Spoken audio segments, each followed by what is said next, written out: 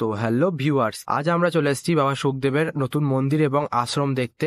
তো ভিডিওর ক্লিপ দেখে তোমরা বুঝতেই পেরে গেছো যে ভিডিওটা খুবই ইন্টারেস্টিং হতে চলেছে। তো চলো বেশি কথা না বাড়িয়ে ব্লগটা শুরু করা যাক। তোমরা হয়তো ভাববে যে আমি এখন দাঁইহাটের গেটের কাছে কি করছি। আরে এই সুখদেব বাবার আশ্রমটা যে জায়গাটায়, সেটা হচ্ছে দাঁইহাট আর কাটোয়ার মাঝামাঝিতে। তো আমি গাড়িটা রাখতে গেছিলাম একটা বন্ধুর বাড়িতে, যার বাড়িটা হচ্ছে দাঁইহাট। তো আমি এখন আশ্রমের এরিয়ার মধ্যে ঢুকে পড়েছি। তো দেখতেই পাচ্ছ অনেক পুলিশও রয়েছে এদিকে। আর আজকে গরমও পড়েছে প্রচন্ড, তাই অবস্থা খুবই খারাপ হয়ে আছে গাড়ি নিয়ে আসতে আসতে, কারণ এত রোদ ছিল আজকে।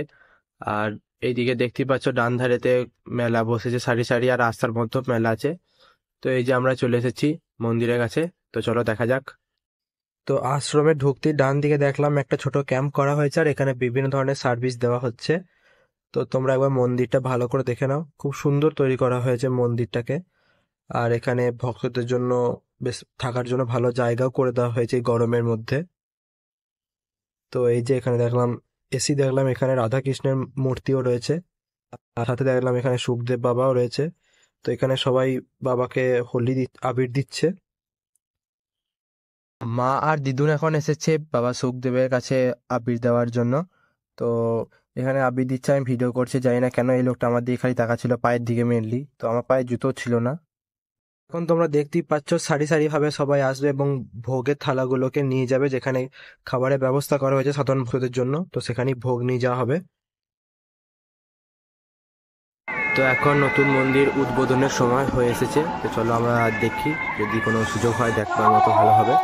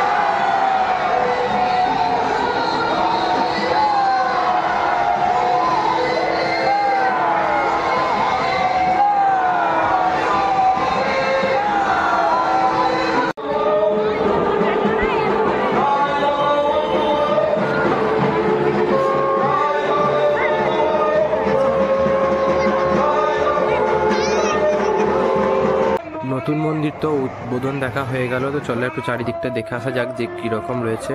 তো দেখতেই পেলাম যে এখানে বহুত ভক্তরা এসেছে বহু দূর দূরান্ত থেকে, আর রাতের বেলা থাকার জন্য এখানে ব্যবস্থা করে রাখা হয়েছে, বিভিন্ন ছাউনিতে তারা রয়েছে।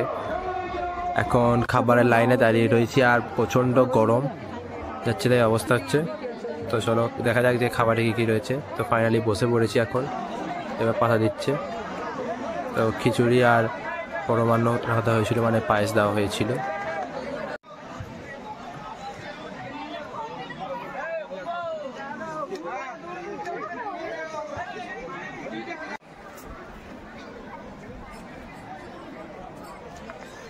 তো চলো তোমাদেরকে এবার নতুন মন্দিরটা দেখিয়ে আনি, কারণ এই সময়টা ফাঁকা আছে। তো চলো দেখা যাক।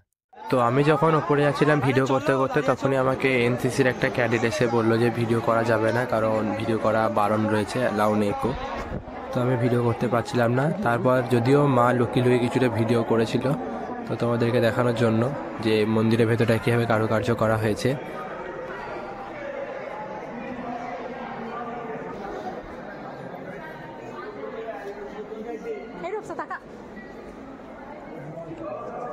তো তারপর আমি এই ভিডিওটা পাই একজনের কাছ থেকে।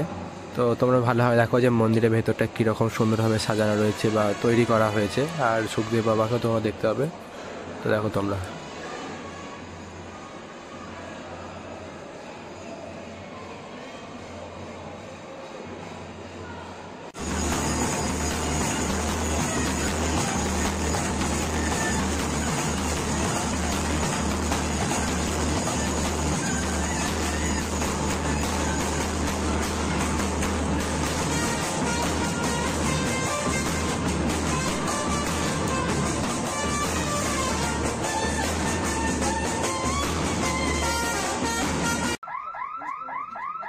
তো আজকের ব্লগটা এখানেই শেষ করলাম। যদি ভালো লাগে তাহলে অবশ্যই লাইক করে সাবস্ক্রাইব করে দিও। Thank you.